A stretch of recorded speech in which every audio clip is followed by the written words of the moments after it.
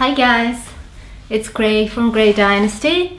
I hope you guys are keeping well. I've been keeping well. I'm doing okay, and I'm here with my next video. I am shooting from Toulouse in France this time. We've been here since yesterday. We've gone out today. It's a very hot day as usual, and this summer has been really intense. We've got temperatures of above 30 degrees, and I got myself a golden hue just from being out in the sun for hours, walking the streets of Toulouse, doing a bit of shopping and a bit of sightseeing and taking some pictures. That was really fun. Enjoyed myself, loved it, with a good crew. So I'm back in the hotel room, and today I wanted to talk about the topic of small beginnings. We generally start small, and I kind of wanted to talk about the benefits of that, because it's really easy to find it, to think it's a time when, you know, a time that doesn't really matter, or a time that's kind of discouraging, and a time that you're thinking, oh well, who cares that I've got something to say. There are benefits to being unknown. There really are benefits. So the first point I'll say about small beginnings is to enjoy the solitude. Just relish the obscurity, because nobody knows you exist. Nobody really cares. Well, a few close circle people might, but this is a time in your life when you'll be least known. This is a time when you can practice and make as many mistakes as you want without affecting a larger platform. And this is a time when you can really form yourself and try out ideas, just because you've got a handful of people watching, which really works to your advantage. And I would imagine that this is a time to really take advantage of this opportunity of the wilderness years, as we would call them in biblical terms, the wilderness years where nobody knows that you're out there laying foundation for something. So that to me is a huge benefit that I find I really quite enjoy. I can come on here and really take risks and try things, just because I'm like, well, I've only got a small number of people journeying along for this moment, and that suits me just fine, because it gives me time to practice, to hone my message, and to kind of know exactly what I want to focus on. And then it also just gives me a connection with a smaller group of people, as opposed to many more people when you're not ready for it yet. Which brings me to the second point. If you're not ready for the spotlight, don't draw it towards yourself, because beginnings are usually tough, and it's time when you're practicing and you're getting it right, you're getting it wrong.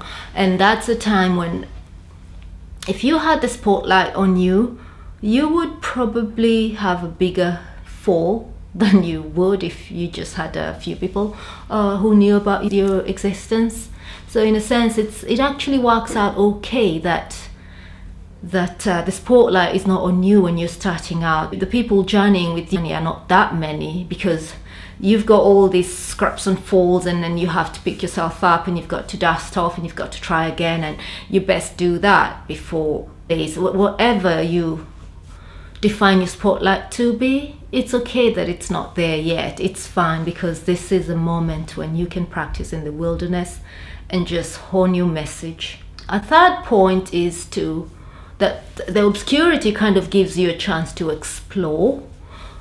You're not locked into a system yet. You're not locked into a box yet, because you still have liberties. You have got latitude within which to play. Just because you're starting out, and the few people that support you actually are there for you. They're there to journey along with you, and they're there to support you.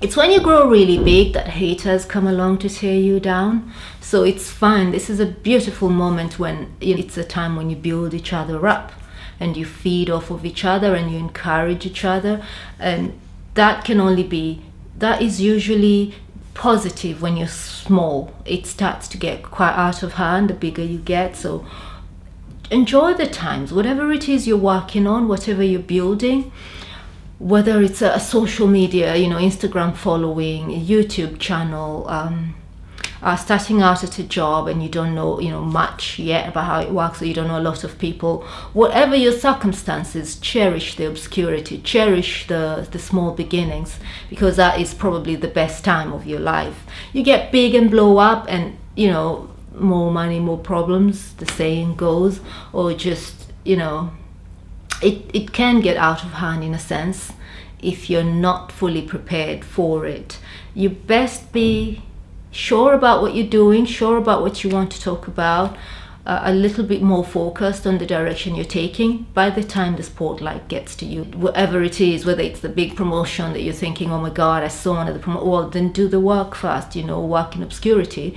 Eventually you'll get a chance to go present, a PowerPoint, something, say, in front of the management or directors, and they're going to recognize your efforts, and then you're going to get that promotion. Whatever position, whether it's schoolwork and you're thinking, I want to give the commencement speech, start in the debating, just start, signing up for that, and slowly build your public speaking skills, and before you know it, bam, you're chosen for your commencement speech. So whatever it is you're aiming for, start small. It's okay, it's fine. That's the time to practice. That's the time when the spotlight is not on you at all. That's the time when you hone your message. It's the time when you find your voice. It's the time when you find the topic that you want to be speaking on. It's the time that you actually find a core following, a core group of people that will cheer you through all the stages of the journey. They will walk with you, that would connect with you, whatever your message, just as long as it's your voice and they've come to know you. Build them while you're small. Exchange, forge that closeness while you're small. It's the most beautiful time that you'll ever have of your career or business or whatever it is you're working on. Cherish those moments. And with that, I think I'll bid you adieu. We're going to go back out to dinner with the crew.